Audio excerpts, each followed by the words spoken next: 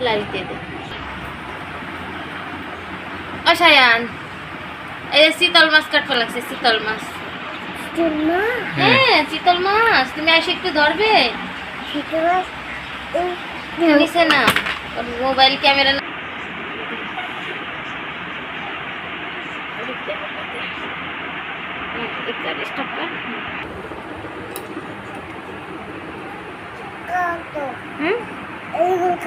হ্যাঁ কাটবো তুমি তুমি একটু কাটো তো পারো নাকি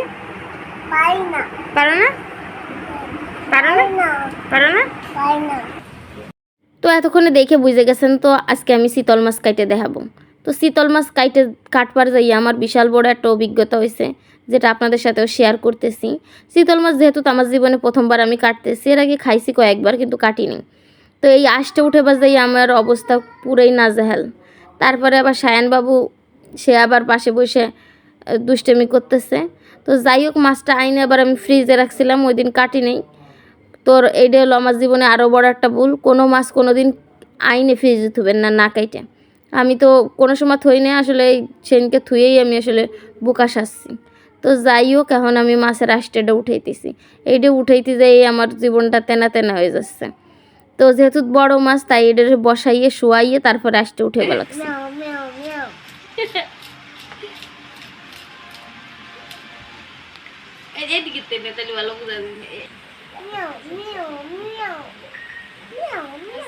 তা আমি আবার মনে করো মাছ রাষ্ট্রে উঠে লাগছি আর এদিকে সায়ান হচ্ছে উপরে খাটে আমি হচ্ছে রুমের ভিতরেই হচ্ছে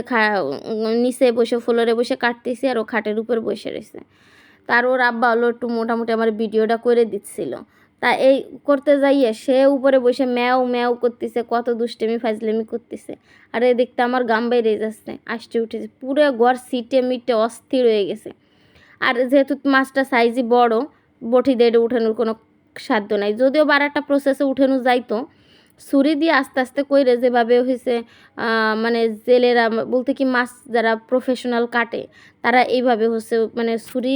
দিয়ে ওনাদের কাছে ধারালো ছুরি থাকে সেটা দিয়ে এরকম করে আস্তে আস্তে করে চামড়ার উপরেতে আষ্টেগুলোরে কাইটে ফেলায় তো আমি ওই প্রসেসে করতে চাইছিলাম পরে ভাবলাম না ওইটা করলে আমার কাছে মনে হয় না ভালো হবে মাছের আষ্টে উঠানোর যে এই যন্ত্রটা আছে এইটা দিয়ে যদি উঠেই আমার কাছে মনে হলো যে এইটাই আরও বেস্ট হবে তো আপনারা চাইলে এই পদ্ধতিতে উঠাইতে পারেন তবে বাজারেতে মাছ কিনে এনে ফ্রিজে থুবেন না আর শীতল মাছের আষ্টে খুবই মানে শক্ত এবং চামড়ার সাথে লেগে থাকে যার কারণে এই মাছে আর এই শীতল মাছে অনেক কাঁটাও থাকে যার কারণে অনেকে এই মাছ খাইতে চায় না তবে কিন্তু এই মাছের বহুত স্বাদ খুবই ভালো মানে টেস্টি যে মাছে কাঁটা বেশি ইলিশ মাছে তো কাঁটা বেশি এটা তো জাতীয় মাছ জানেন না তো যে মাছে কাঁটা বেশি সেই মাছে কিন্তু স্বাদও তত বেশি তো এই যে কথা কইতে কইতে আমার কিন্তু দেখেন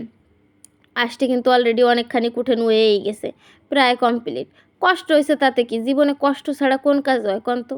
কষ্ট ছাড়া তো আমি পৃথিবীর কোনো কাজই খুঁজে পাই না খাবেন কটা ভাত খাবেন যদি আপনার রাইন দেবেড়ে সামনে মুখের সামনে নিয়ে দেয় তাতেও আপনার কিন্তু হাত ধুইতে হবি তারপরে পানির গ্লাস আইনে সে মানে খাইতে হলেও গুছাই খাইতে হবি যাই হোক তারপরে আমি হচ্ছে আবার বেসিংয়ে নিয়ে এডের ভালো করে ধুয়ে নিয়েছি আইনে এডে কাটতেছি দেখেন এই যে প্রথমে আমি গাড়ের কাছ থেকে মানে অলাই নিলাম আবার একটু হালকা ওই জায়গাতে আসতে তার জন্য আমি আবার হচ্ছে কি এভাবে করে কাইটে তারপরে আবার একটু আস্টেডে উঠিয়ে নিচ্ছিলাম যাতে কোনো না হয় তা ভাবতেছি হেন্দে কাটবো কিনা তো 3 পিস করার কারণে এখন আমার ধরতে এটা সুবিধা হইলো তো এইবার আমার পছন্দ মতো মানে শেপ দিয়ে আমি কাইটে নিব আর যে জায়গায় একটু হালকা আসতে মনে হইতেছে আবার আমি এই যে বটি দিয়ে এখন যেহেতু ছোটো হয়ে গেছে হাতে ধরাও সুবিধা তো এইভাবে করে আমি কাইটে নিচ্ছি তো শীতল মাছ রান্নার ভিডিও যদি আপনারা দেখতে চান তাহলে lifestyle by Sonia YouTube channel আছে ওই চ্যানেলে ভিজিট করে আসবেন তাহলে আমি সেই চ্যানেলে শীতল মাছ কীভাবে রান্না করে সেটাও আমি দেখাবো শুধু আর আমার এই চ্যানেলে কিন্তু বিভিন্ন প্রকারের মাছ কাটার ভিডিও আছে তো আপনারা চাইলে যেই ধরনের মাছ কাটা দেখতেছেন আপনারা কিন্তু দেখতে পারেন তো এমনি আমি আমার পছন্দ মতো সাইজ দিয়ে এটা কাইটে নিব তো শীতল মাছ কিন্তু এর আগে আমি খাইছি প্রথমেই বলছি কিন্তু আমার আসলে নিজে হাতে কোনো দিন আমি কাটিনি তো এই প্রথমবার কাটলাম তো শীতল মাছের আঁশটে যে এত শক্ত এটা আমার জানা ছিল না আজকেই প্রথম জানলাম কারণ যে আমি যে প্রথমবার কাটতে গেছি এই জন্যে আসলে জীবনে কোনো কাজ না করলে আসলে সেই কাজের প্রতি অভিজ্ঞতা আসে না তো আমার এই চ্যানেলটা যারা সাবস্ক্রাইব করেন নাই তারা অবশ্যই সাবস্ক্রাইব করে দিবেন আর অলরেডি যারা সাবস্ক্রাইব করছেন তাদেরকে তো অসংখ্য ধন্যবাদ তো এই যে এখন পেটির মাছগুলোর আমি একটু আমার পছন্দ মতো সাইজ দিয়ে বানাই নিচ্ছি। আর যে কোনো মাছের পেটির মাছ কিন্তু আমার বাড়ি ভাল লাগে, কার কাছে কিরম লাগে জানি না, সবার তো রুচি একরকমের না, আমার কিন্তু মাছের পেটিটা ভাল লাগে। আমার মনে হয় বেশিরভাগ মানুষেরই আমার মতো পেটির মাছটাই ভাল লাগে।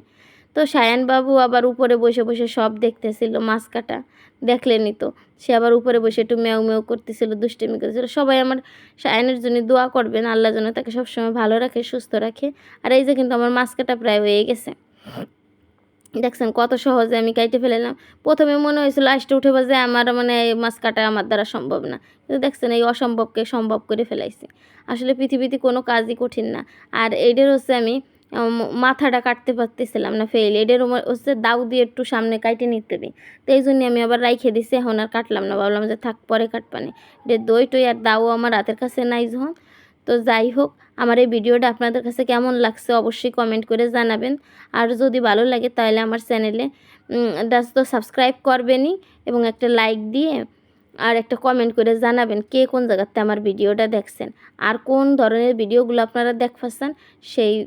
মানে কমেন্ট করে জানাইলে আমি সেই টাইপের ভিডিওগুলো আপনাদের জন্য তৈরি করব। তো যাই হোক, আমি অত সাজাই গোছাই কথা বলতে পারি না, আমার কথার মধ্যে কোনো ভুল ত্রুটি থাকলে